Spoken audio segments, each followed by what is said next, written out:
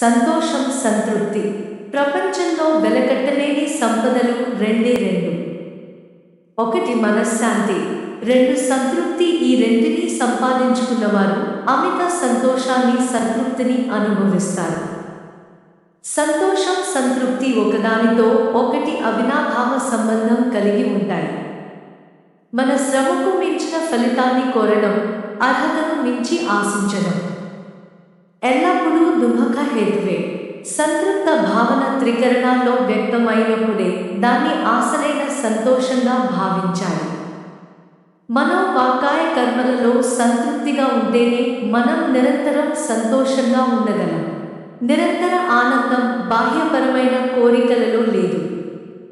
ఉన్నా అది తాత్కాలికమే. శాశ్వతమైన ఆనందం మన హృదయంలోనే ఉంది. మన ధ్యాస ఎప్పుడూ బహిర్ముగానే ఉంటోంది. అందువల్లే అంతరంగంలో నెలకొని ఉండే నిరంతర అనుమాన్ని ఆస్వాదించలేక పోతున్నాం. మనిషి మానసిక ఒత్తిళ్లకు లోనైనప్పుడు ఉపశమనం కోసం ప్రత్యామ్నాయ మార్గాల వైపు దృష్టి సారిస్తాడు. కొంతమంది వ్యసనాల వెనక, మరి కొంతమంది ఆధ్యాత్మికత వైపు పరుగులు పెడుతున్నారు. అవసరార్థం తెచ్చిపెట్టుకున్న ఏ కొత్త అలవాటైనా ఎక్కువ కాలం కొనసాగదు. ఈ లోకంలో సదా దాతమై వర్ధిల్లు అన్నారు వివేకానంద.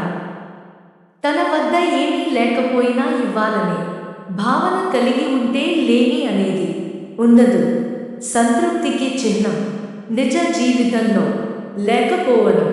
ఎదురయ్యే సమస్యలన్నీ మనకు సీటు కొత్త పాఠాలు బోధించే అధ్యాపకులే. ఉదాహరణకు, ఒంటరిగా ఉండాలంటే భయం అనుకోండి.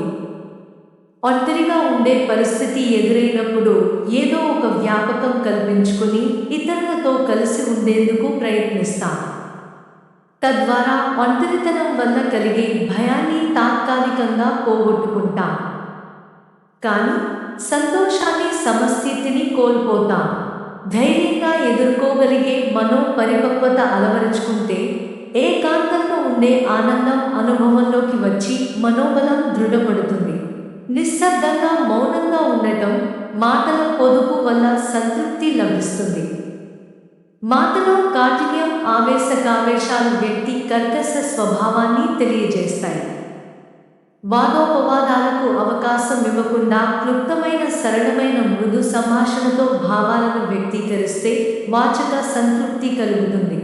ఒక మంచి పని చేస్తే దాని ద్వారా ఎనలేని మానసిక సంతృప్తి కలుగుతుంది.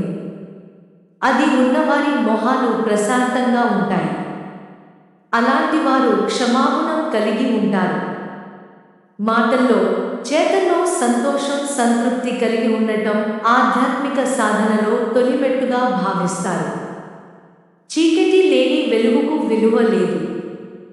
అలాగే కష్ట నష్టాలు లేకుండా వచ్చే సంతోషానికి సంతృప్తి ఉండదు. అది ఎక్కువసేపు నిలవదు.